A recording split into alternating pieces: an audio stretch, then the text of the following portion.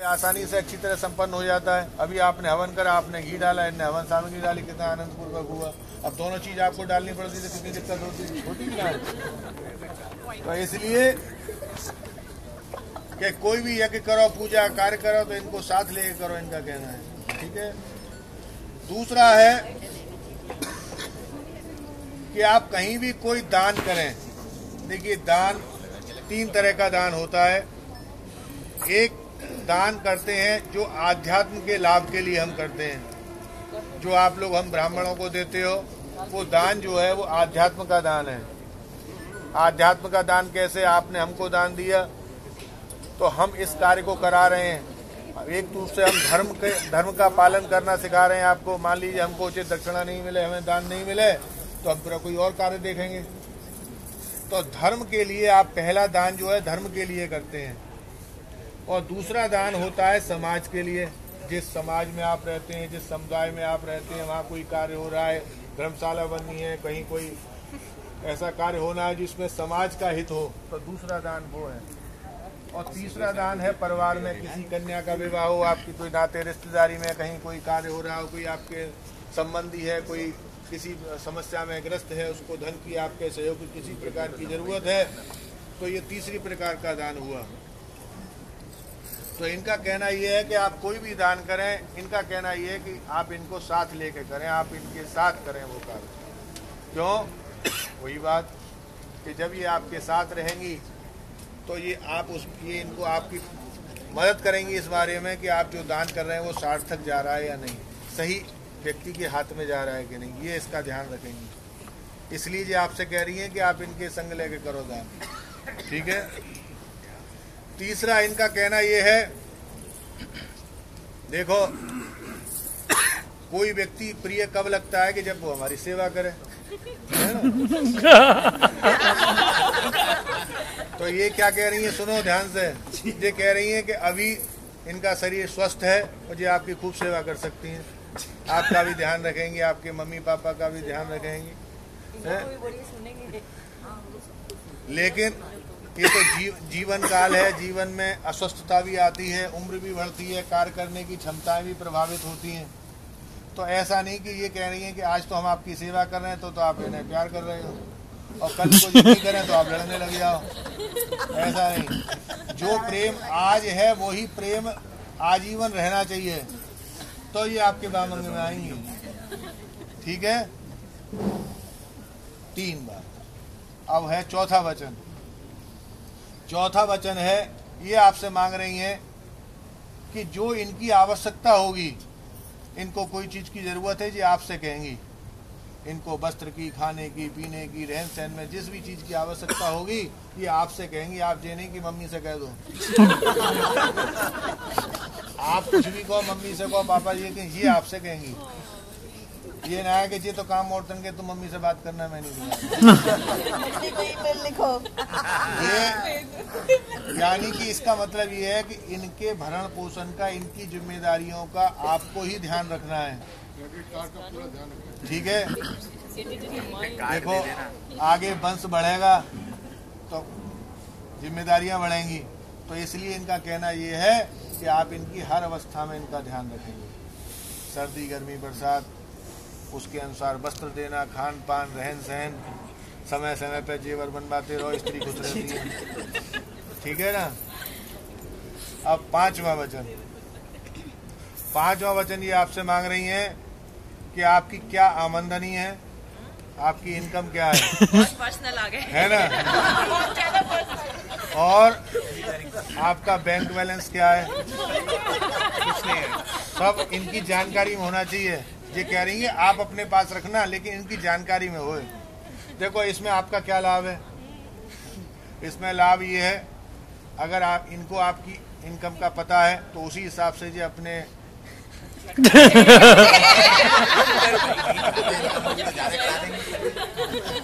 ठीक है ना, फिर बहुत समस्या की बात हो जाएगी। इसलिए आपकी जो इनकम है, आपका जो हैसियत है, आपका जो बैंक बैलेंस है, उसके अनुसार ये अपना आचरण रखेंगे। ठीक है। ये 5वां वचन। 6ठा वचन है, इनका कहना ये है कि अपनी तरफ से, अपनी समझ में, अपनी जानकारी में ये आपका और आपके परिवार का ध्यान रखने की कोशिश करेंगी, उनकी सेवा करने की कोशिश करेंगी, सब कार्य करेंगी जो आपके परिवार के अनुकूल है। लेकिन मनुष्य का स्वभाव है वो जाने अनजाने में गलतियां भी करता है। तो बहुत से ऐसे भी कार्य हो जाते हैं जो इनकी जानकारी में नहीं हो, जो आपको अप्रिय लगे, ठीक है, तो आप इनसे नाराज हो जाओ। तो इनका कहना यह है कि आप सार्वजनिक रूप से इनसे कुछ नहीं कहेंगे, कोई बात कहनी अपने कमरा में कहो, लेकिन ये नहीं कि सार्वजनिक, किसी भी पति को अपनी पत्नी की सार्वजनिक रूप से निंदा नहीं करनी चाहिए। क्यों? कि जिससे निंदा करोगे वो उसके दो अर्थ निकालेगा। हो सकता है कि आप क्रोध में उसको गलत ठहरा रहे हो, लेकिन वो वास्तव में मान लेगा ये गलत है। तो इसलिए कभी भी किसी पति को अपनी पत्नी की सार्वजनिक निंदा नहीं करनी चाहिए। कोई बात है, कमी है, सभी में होती है, तो उसको दूर करने का प्रयास करना चाहिए। यही पति पत्नी का प्रेम है ना। तो गुण अच्छे लगे, अब गुण कहाँ जाएंगे, हैं? तो वो भी स्वीकार करे जाते हैं। किसी में दोष है तो वो भी स्वीकार करे जाते हैं, ठीक है। और सातवां जो सबसे महत्वपूर्ण है, जो गृहस्थ जीवन का एक आधार है, सबसे बड़ा आधार तो नहीं कहेंगे, लेकिन हाँ एक आधार है, वो क्या है कि आज से जो आपसे उम्र में बड़ी स्त्रियां हैं उनके प्रति आपके मन में माता का भाव रहना चाहिए। माता के समान आदरणीय होनी चाहिए। और जो आपके बराबर की हैं उनके प्रति बहन का भाव होना चाहिए। और जो आपसे छोटी हैं उम्र में, उनके प्रति पुत्री वाला भाव होना चाहिए।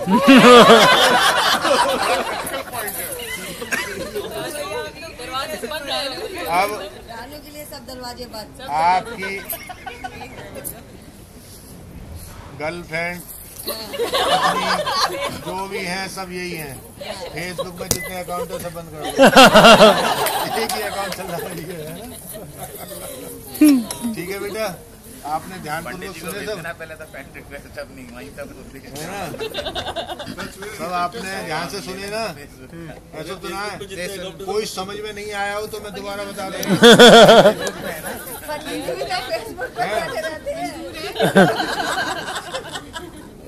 अब निकिता जी, इन्होंने आपकी 7 बातें मान ली, तो आपकी को भी तो कुछ फर्क इनकी बात माननी पड़ेगी।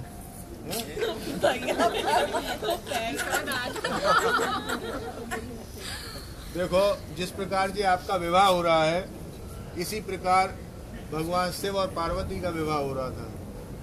और जिस प्रकार आपने इनसे वचन मांगे, वही पार्वती जी ने भगवान शिव से मांगे। तो भगवान शिव पार्वती जी से कहने लगे कि भाई तुमने हमसे 7 मांगे तो हम तो 14 मांगेंगे। तो स्त्री जहाँ उनका हाथ दबता वहीं निर्बल बन जाती है। वैसे बड़ी सबल है निर्भरे, हमारी तुम्हारी क्या बात, आप तुम पुरुष मैं स्त्री।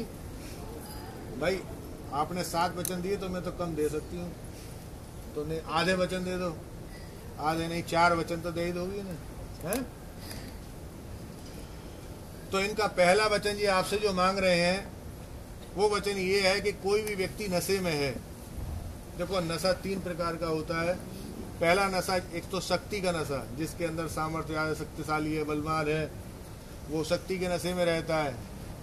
जिसके पास धन ज्यादा है वो धन के नशे में रहता है। और तीसरा नशा तो जो चल रहा है वो सब जानते हैं। तो इनका कहना ये है कि अगर कोई भी व्यक्ति नशे में है, चाहे वो इनका मित्र है, चाहे नाते रिश्तेदार है, कोई भी है, आप उससे वार्तालाप नहीं करेंगी, ना उसके सामने जाएंगे, ठीक है। उस बात का ही बुरा नहीं मानेंगे, ठीक है। पहला वचन। दूसरा वचन ये है कि इनकी माता पिता हैं, बहनोई, जो पारिवारिक जो भी सदस्य हैं, वो सभी आपसे प्रेम करेंगे। जो व्यक्ति प्रेम करता है वो कभी किसी बात पर नाराज होने का भी अधिकार रखता है। जैसे आपके घर में आपके माता पिता आपसे प्रेम भी करते थे और आपकी शैतानियों पे आपको दंडित भी करते थे, डांटते थे, वही भाव यहाँ भी है कि आपको प्रेम मिलेगा, लेकिन कोई बात जो उनके अनुकूल नहीं होगी उस पर वो आपको डांट भी सकते हैं। तो उस बात पे ये नहीं कि बस कोई बात सुनी सीधे अपने बेडरूम में को भवन में चले गए और बस आके 1 की 2 बात कह दी। नहीं, स्त्रियों को होना चाहिए धैर्य, जो बात पति को बताने की वही बात बतानी चाहिए। हर बात पति से नहीं चर्चा करनी चाहिए। ऐसा नहीं कि पति से छुपाने वाली बात नहीं। बात क्या है कि पुरुष का स्वभाव होता है तीव्र क्रोध तुरंत आता है?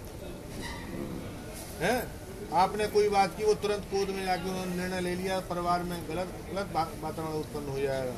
तो इसलिए परिवार के हित के लिए, अब आप केवल इनका हित नहीं है, आपको परिवार का भी हित, आप एक वधू भी बनने जा रही हैं, इनके परिवार की, गोयल परिवार की आप वधू बनने जा रही हैं, तो आपको इनके हित के साथ साथ उस कुल की मर्यादा का भी ध्यान रखना है। इसलिए बहुत से कार्य जो आपको अप्रिय हों वो भी आपको करने पड़ेंगे, क्योंकि कुल की मर्यादा के लिए। तो इसलिए ये दूसरा इनका वचन है कि हमेशा कुल की मर्यादा का ध्यान रखें। इसीलिए अभी तक आपके नाम के आगे निकिता बंदोपाध्याय लगता था, अब आपका नाम निकिता गोयल हो जाएगा। क्यों हो जाएगा? कि अब आपका कुल बदल गया, तो उस कुल का आपको ध्यान रखना है। ठीक है। तीसरा वचन ये आपसे मांग रहे हैं कि आपने इनसे जितनी बातें इनसे कही कि आपको हमें साथ लेके चलना पड़ेगा, हमारी राज जानकारी में सारी बात होनी चाहिए, कह रहे सब बात मंजूर है, लेकिन कुछ विशेष परिस्थिति में अंतिम निर्णय इनका कहना यह है कि इनका होगा वीटो पावर, और वो माननी चाहिए। क्यों? उसके कारण क्या है कि स्त्री की जो सोच होती है वो सामान्य रूप से पारिवारिक होती है। स्त्री के लिए उसके पति, उसके बच्चे, उसके परिवार का विशेष महत्व होता है, लेकिन पुरुष को समाज के बीच में बैठना पड़ता है, तो उसको बहुत से निर्णय समाज को ध्यान में रख के करने पड़ते हैं, कुछ अपने कुल, अपने कुटुंब को ध्यान में रख के करने पड़ते हैं, और कुछ परिवार को ध्यान में करने पड़ते हैं। तो इसलिए बहुत से सामाजिक इनको निर्णय लेने पड़े, तो वो आपकी उसमें सहमति ना भी हो तो भी इनको लेने पड़ेंगे वो निर्णय। तो इसलिए इनका कहना ये है कि अंतिम निर्णय इनका होगा। चौथा है कि अब आप गोयल परिवार में शामिल हो गई, आपके माता पिता ने इनके परिवार में आपको सौंप दिया, तो ये नहीं कि आपका अपने माता पिता से कोई संबंध खत्म हो गया। जो प्रेम और अधिकार पहले था वही प्रेम और अधिकार आज भी है। ऐसा नहीं कन्यादान करने से माता पिता के प्रति कर्तव्य सब खत्म हो जाए, ऐसा नहीं। उनकी ज़रूरतों में भी आपको उनके साथ शामिल होना पड़ेगा। जैसे कि आप अपने सास ससुर की उनकी ज़रूरतों में शामिल होती हैं, उसी प्रकार आपको अपने माता पिता की ज़रूरतों में शामिल होना पड़ेगा। लेकिन कैसे? इनके परिवार की आज्ञा को लेकर, समझ गई ना? ऐसा नहीं, उनके प्रति आप अपने कर्तव्य करो, लेकिन इनके माता पिता की, इनकी